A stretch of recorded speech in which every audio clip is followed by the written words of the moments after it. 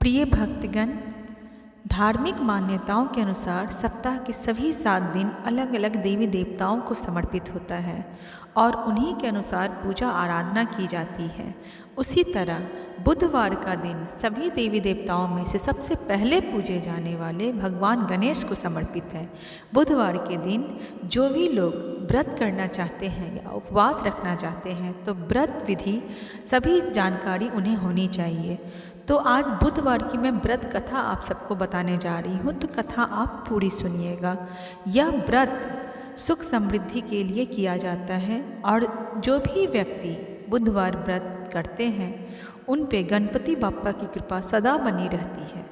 बुधवार व्रत कथा के अनुसार एक समय की बात है, एक व्यक्ति का विवाह हुए कई वर्ष बीत गए। विवाह के बाद उसकी पत्नी एक बार अपने मायके गई हुई थी। पत्नी के मायके में रहने के कई दिनों बाद उसका पति अपनी पत्नी को विदा करवाने के लिए ससुराल पहुंचा। ससुराल में कुछ दिन तक रहने के बाद वो अपनी पत्नी को मायके से विदा करने की बात अपने सास ससुर से कही।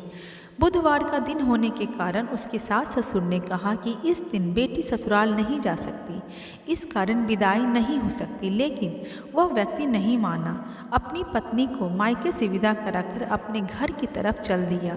रास्ते में जाते वक्त पत्नी को बहुत तेज से प्यास लगी। तब पति पानी की तलाश में इधर उधर भटकने लगा।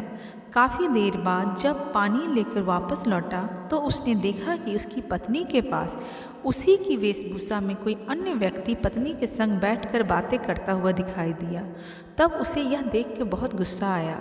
दोनों व्यक्ति आपस में लड़ने लगे। पहले व्यक्ति ने गुस्से में दूसरे व्यक्ति से पूछने लगा कि वह कौन है और क्यों उसकी पत्नी के साथ बैठकर बात कर रहा है। फिर आपस में लड़ने लगे। दूसरे व्यक्ति ने कहा कि यह मेरी पत्नी है। यह सुनकर दोनों के बीच भयानक लड़ाई होने लगी। तभी वहाँ पे कुछ सिपाही आ गए और स्त्री से उसके असली पति के बारे में पूछने लगे। दोनों व्यक्ति को देखकर स्त्री हैरान हो गई कि कौन है मेरा पति। वह दुविधा में पड़ गई क्योंकि दोनों एक ही जैसे लग रहे थे। तब पहला व्यक्ति परेशान होकर मन में कहा कि भगवान, यह आपकी कैसी लीला है। तभी आकाशवाणी हुई कि बुधवार के दिन पत्नी को विदा करवा कर नहीं ले जाना चाहिए था तुम्हें। यह सब सुनकर जो पहले व्यक्ति था वो समझ गया कि यह भगवान बुद्ध की लीला है। फिर वह व्यक्ति बुद्ध देव से प्रार्थना करने लगा और क्षमा मांगा कि मैं यह गलती कभी नहीं करूँगा, मैं इस दिन को बहुत सम्मान करूँगा और यह बातें मैं मानूँगा। फिर फौरन ही बुद्ध देव अंतर्ध्यान हो गए और उस व्यक्ति को अपनी पत्नी मिल गई।